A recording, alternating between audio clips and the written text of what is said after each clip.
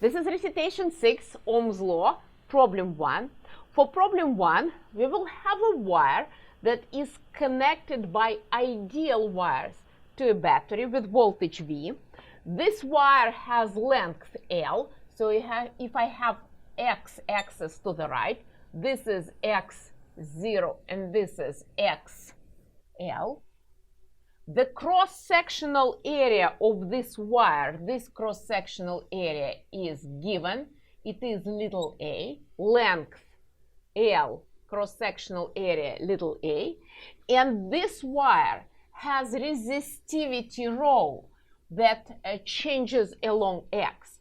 Rho is rho naught, which is constant, x divided by length of the wire L. Rho naught is a known constant. Now what I want to find, I want to find the current that will flow through this wire. Voltage is given. I can find R. Can I find current? Yeah, probably yes. That's why we have Ohm's law. This is a resistor, so I know how to find the current. Current is voltage over R. But what is R? R, we know that R is resistivity rho times length of the wire in the direction of current flow divided by cross-sectional area. Rho is given, A is given, L is given, wonderful. But wait a minute.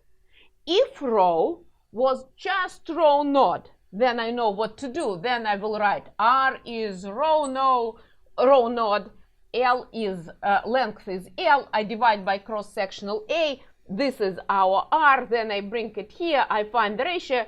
Problem solved. But that's not the case. My resistivity is different here, here, here, here. So which x will I choose? Obviously, we need to integrate. So I cannot write R as rho L over A.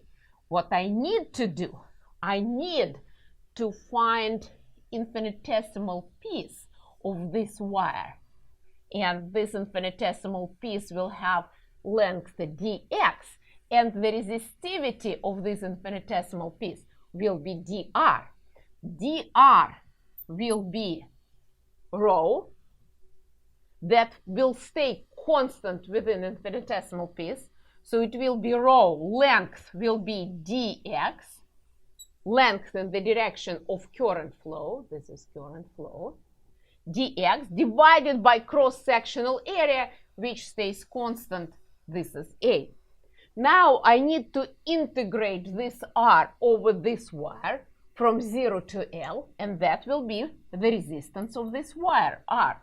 So I integrate from 0 to L. Let me write it a little bit lower. R is integral from 0 to L. Rho is rho naught x over L. This is rho that is given.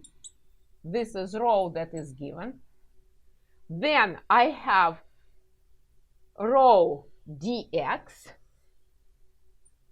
divided by A. Integral dr is rho dx over A.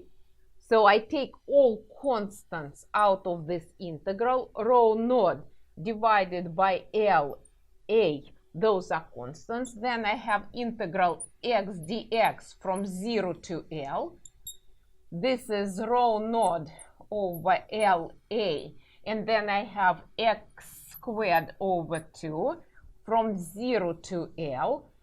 I plug in upper limit, it gives me rho naught over L A here, and then upper limit gives me L squared over 2. Lower limit gives me 0. So this is the resistivity of this wire with changing rho.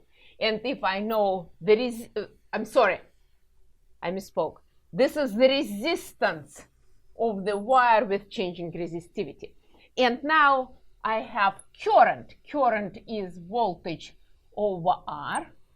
V is given, it's the voltage across the battery, and then we have R, which is rho naught L squared divided by 2AL.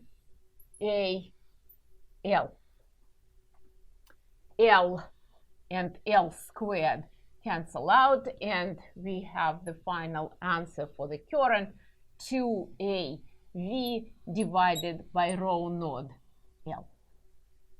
And this is our final answer for the current, 2AV divided by rho naught L. So I remind you what we did. Since resistivity is changing along X, we wrote dr first, then we integrate over the length of the wire, we found the resistance, and then we used this form of Ohm's law to find the current flowing through the wire. There is another way to think about this problem that might be very useful. So I will now show you another solution for the same problem. This time I will use another form of Ohm's law. I will use E, which is rho J. So first of all, I will find the difference in the electric potential between point L and point 0 across this wire. I will write V at L minus V at 0 is equal to minus integral from 0, I'm sorry, this is capital L.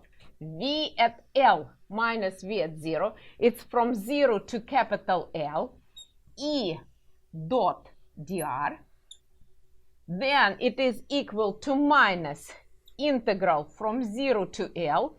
I will use E as E is equal to rho J. According to Ohm's law, dot product is just product. So I have rho J dx. We keep going. Now I am right here. I have minus integral from 0 to L. Rho is given, it is rho naught x over L, x over L. Then I have J, that I don't know, we are looking for current, dx. I can erase this now, we don't need it anymore. Then it is equal to, I take all constants out of integral, rho naught J over L. And then x dx is x squared over 2. X squared over 2, I plug in the limits, and I have L squared over 2. So let's simplify it. L squared L, I have it equal to minus rho naught J divided, or L divided by 2. This is delta V. And now all I need to, wait a minute, we are looking for the current, and here I have J. So what I will do next, I will find J. So what is J? J is equal to, I take absolute value of delta V, then I divide it by rho naught. I find magnitude of J. So I take absolute value for magnitude, and then delta V times 2 divided by rho naught L. This is J, and delta V is just V, so it is 2V divided by rho naught L.